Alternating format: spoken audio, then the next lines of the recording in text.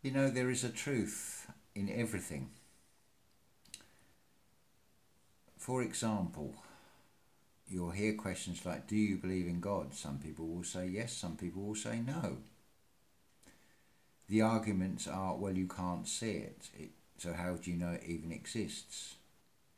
It's rather strange how the next breath you'll hear conversations from people saying, oh, the government has done this, the government has done that.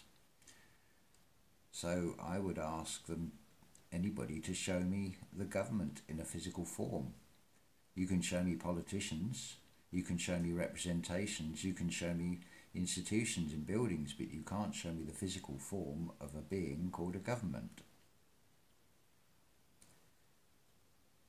Now, it's said that if you tell a lie, you'll end up having to tell another lie to reinforce the first one. And that in turn will need a lot more lies to keep the whole thing alive and keep feeding it with yet more lies. And this is exactly how the control system works. And symbolically they show you this because they take the truth and then they add a twist to it. Now the addition sign is a cross. But like any lie, you have to keep it going. So symbolically, it is shown to you as a tree or a Y shape, because all they've done is taken the straight sides of the cross and they've bent them upwards. There's your crucifixion. That is what the symbology is showing you. And this is why you have this control system that is in place that is so difficult to try and work out, because it is multi-faced. It is in everything. It touches every aspect of your daily life, whether you see it or not.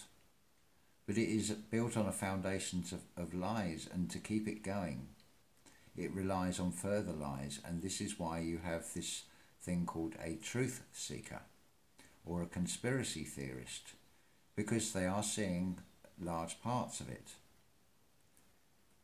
And they're looking on the negative aspects of it as well. So they are actually feeding into it.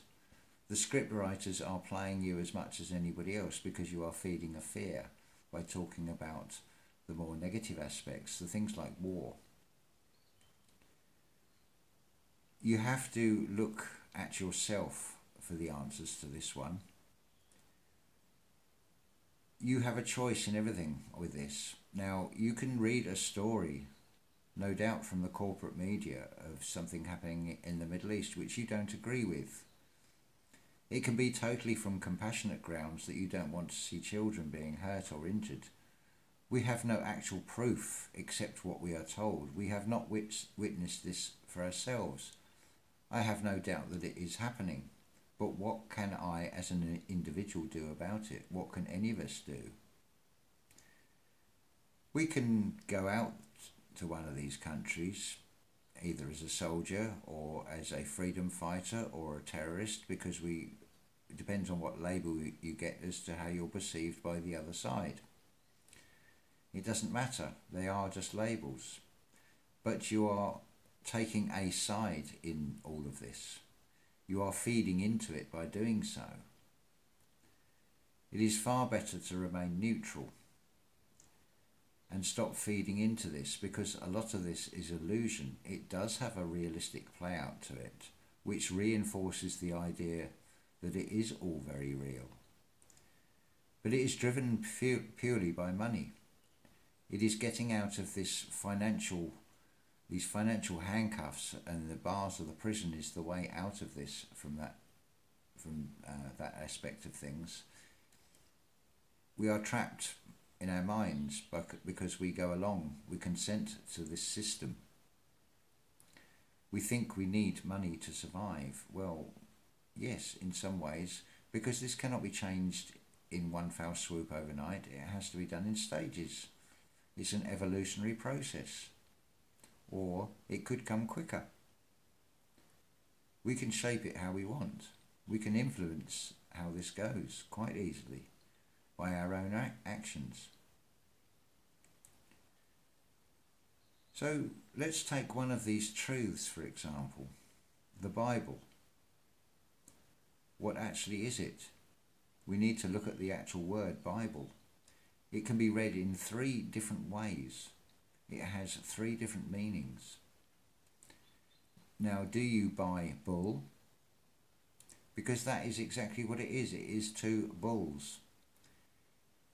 You have the bull, which is Baal or Baal, and you also have Taurus, the Torah, the tarot, the aura around us. It is basically a story of 2 brothers who disagreed. Now, it is often said, people often say, why doesn't God do something about this? Well, if you are a parent with more than 1 child, you will know exactly what this means.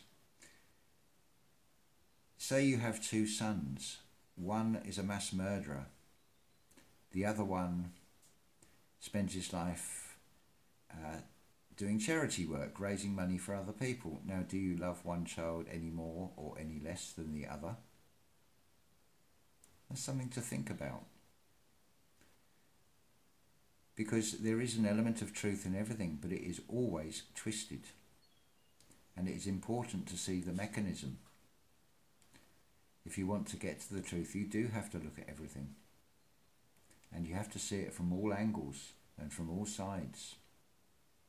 Otherwise, we are caught in a tug of war, in basically what is no more than a family feud. You can apply anything to this because the story is multidimensional. There is an astrology aspect to it. There is a biological aspect to it. It is describing what goes on within inside us. And does it not say, know thyself? It's just knowing what the thy they are referring to. They are actually referring to each and every one of us.